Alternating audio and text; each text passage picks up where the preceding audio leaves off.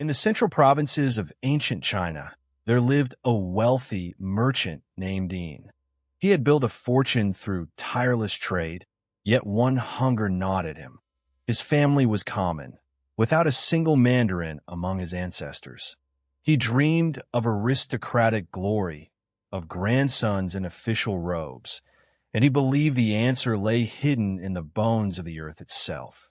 Yin hired a master of burial geomancy, and together they scoured the countryside for months, searching for a spot where unseen dragon forces converged. They explored every valley where streams sang to the sea, examining each knoll and ridge with a compass. Most places promised modest fortune, but Yin wanted more. He wanted mandarins in sedan chairs, not mere comfort for his descendants. At last the professor found the perfect ground, and Yin seized it. To complete his plan, he arranged a marriage between his son Sheng and a peasant girl named Pearl, whose family owned a coveted plot. The wedding was lavish. A crimson bridal chair paraded through the countryside with music and joyous crowds. But behind the celebration, a chill crept into Pearl's heart. Sheng despised his bride. Her rustic clothes and peasant manners burned him with shame before his wealthy peers. He showered her with cruel words and heavier blows, bringing a concubine into the home to deepen her misery. Meanwhile, Pearl's parents, tricked out of their land and left penniless, fell ill and died in their empty cottage. When Pearl heard the news, the last light of hope in her died. One midnight, Pearl hanged herself from a beam, and the Eans rejoiced. But heaven moves slowly toward vengeance. A violent storm shattered the night, and lightning struck the grave of Yin's father, hurling the coffin onto a distant hillside.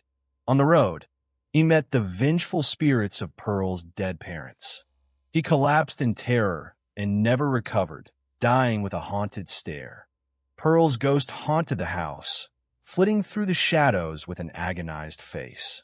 One evening her spirit seized Sheng's arm and forced him to stab his concubine to death. Arrested and tried, Sheng claimed a ghost did the killing, but the magistrate laughed. As Sheng's mother bribed every official, the family fortune drained away. When nothing remained, Sheng was sentenced to life.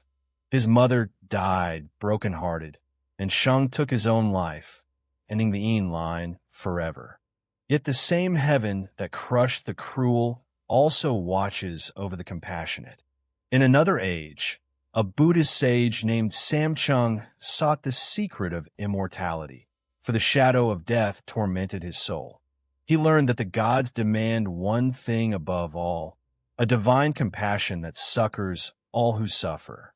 Self-denial alone was useless without a heart that ached for the sorrow of others. The goddess of mercy, pleased with Samchung's devotion, sent him two supernatural companions, Chao and Shu, to guard him against the evil spirits that prey on seekers of higher things.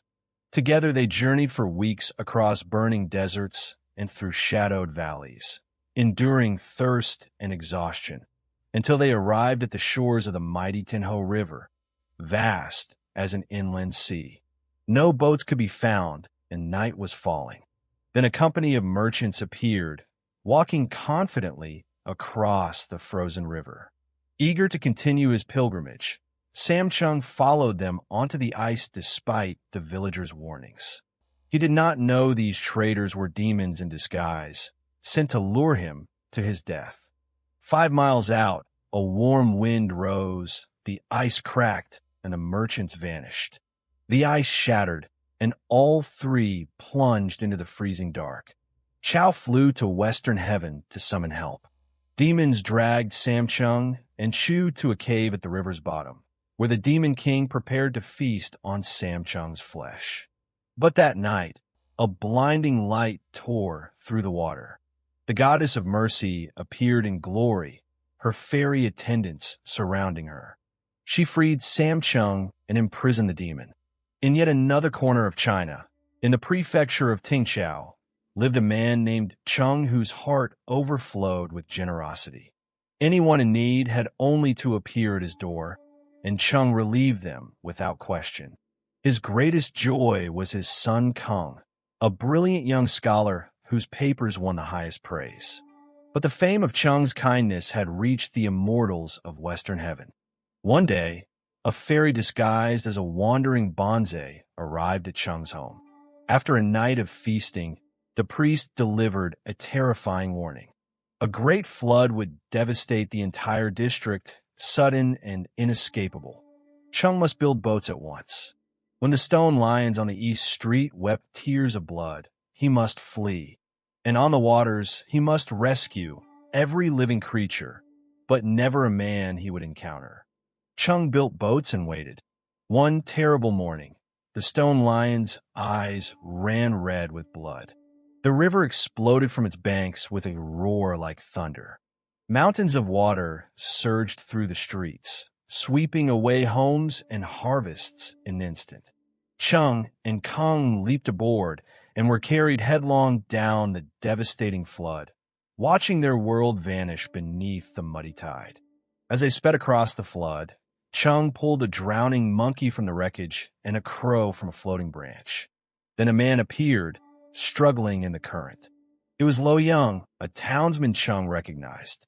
Despite the fairy's solemn warning to avoid any man in the water, Chung's compassionate heart could not leave a drowning soul to perish. Ik hold Lo Young geboord. Years later, Kung found Lo Young, now a powerful mandarin, and greeted him as a brother.